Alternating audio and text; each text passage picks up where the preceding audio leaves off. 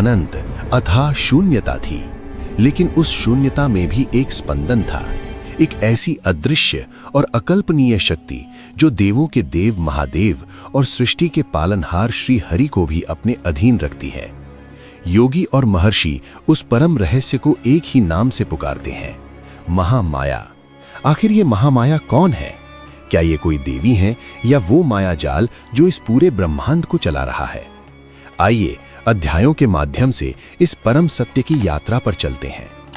ऋग्वेद के प्राचीन मंत्रों में वर्णन मिलता है कि सृष्टि के आरंभ से पूर्व केवल एक अज्ञात तत्व का वास था। उस अनंत शून्यता और अंधकार में जो एकमात्र चेतना थी, वही महामाया थी। ब्रह्मांडीय बीज महामाया की असीम ऊर्जा के संकल्प से ही इस ब्रह्मांड का पहला बिंदु उत्पन्न हुआ, जिसे वैदिक काल में हिरण्यगर्भ यानी स्वर्ण अंडा कहा गया। संभावनाओं का केंद्र।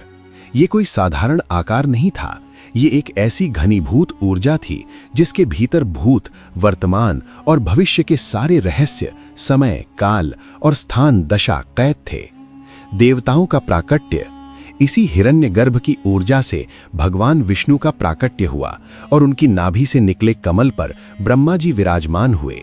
लेकिन इन देवताओं के जन्म और उनके कार्यों के पीछे जो मूल इच्छा थी, वो केवल और केवल महामाया की थी। वेद स्पष्ट करते हैं कि बिना इस माया की ऊर्जा के स्वयं परमेश्वर भी स्थिर और निष्क्रिय हैं। सृष्टि के उस आरंभिक चरण में लौटते हैं जब शिव और शक्ति का वो प्रसिद्ध अर्धनारीश्वर रूप भी अस्तित्व में नहीं आया था। अद्वैत वेदांत के अनुसार उस समय केवल एक पर ब्रह्म बिंदु रूप में था। इस बिंदु में पुरुष, चेतना और प्रकृति पदार्थ पूरी तरह से एक दूसरे में विलीन थे। संकल्प से उत्पत्ति। पर ब्रह्म के भीतर जब एक से अनेक होने का संकल्प उठा तो उस संकल्प से माया का जन्म हुआ। 3 दिव्य शक्तियां। महामाया कोई सामान्य ऊर्जा नहीं है, उन्होंने स्वयं को 3 शक्तियों में विभाजित किया। इच्छा शक्ति, ब्रह्मांड को रचने की असीम कामना। ज्ञान शक्ति, उस रचना को कैसा रूप देना है उसका पूर्ण बोध। क्रिया शक्ति, उस ज्ञान और इच्छा को वास्तविकता में बदलने का कर्म। यही महामाया सत्व, रजस और तमस, इन 3 गुणों की स्वामिनी है, जो नश्वर मनुष्यों से लेकर अमर देवताओं तक सबको अपने प्रभाव में रखती हैं। समय का चक्र आगे बढ़ा।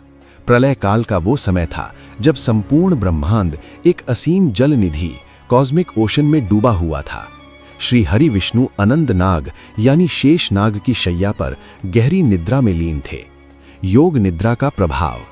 भगवान विष्णु की ये नींद कोई थकान मिटाने वाली नींद नहीं थी।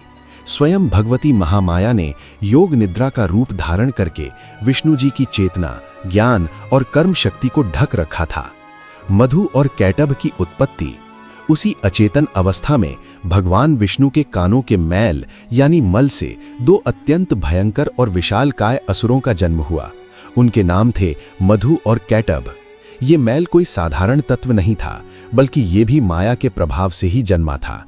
जन्म लेते ही इन दोनों असुरों ने चारों ओर अपनी दृष्टि दौड़ाई और कमल पर बैठे ब्रह्मा जी को अपना शिकार बनाने के लिए उनकी ओर झपटे।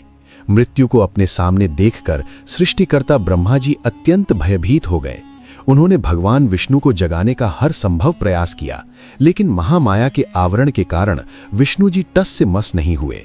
तब ब्रह्मा जी को ये बोध हुआ कि जब तक स्वयं आदि शक्ति नहीं चाहेंगी, तब तक श्री हरि नहीं जागेंगे। विवश होकर ब्रह्मा जी ने रात्रि सूक्त और देवी स्तुति का गान किया। हे जगदम्बे, हे महामाया, आप ही इस जगत का आधार है, आप ही स्वाहा, आप ही स्वधा हैं। आपने ही इस संपूर्ण जगत को धारण किया हुआ है और आपने ही श्री हरि को निद्रा के वशीभूत कर रखा है। कृपा कर अपने इस मोहक आवरण को हटाइए ताकि जगत के पालनहार जागृत होकर इन असुरों का विनाश कर सकें। ब्रह्मा जी की इस आर्त पुकार को सुनकर देवी महामाया भगवान विष्णु के नेत्रों, मुख, नासिका, बाहों और हृदय से बाहर निकल आईं और आकाश में स्थित हो गईं। महामाया के हटते ही भगवान विष्णु अपनी योग निद्रा से जाग उठे। उन्होंने उन दोनों शक्तिशाली असुरों को देखा और उन्हें युद्ध के लिए ललकारा। 5000 वर्षों का युद्ध। विष्णु जी और उन दानवों के बीच पूरे 5000 वर्षों तक भयंकर बाहुयुद्ध चला। मधु और कैटभ इतने शक्तिशाली और मायावी थे कि वे हार मानने को तैयार ही नहीं थे। माया का प्रभाव। युद्ध करते करते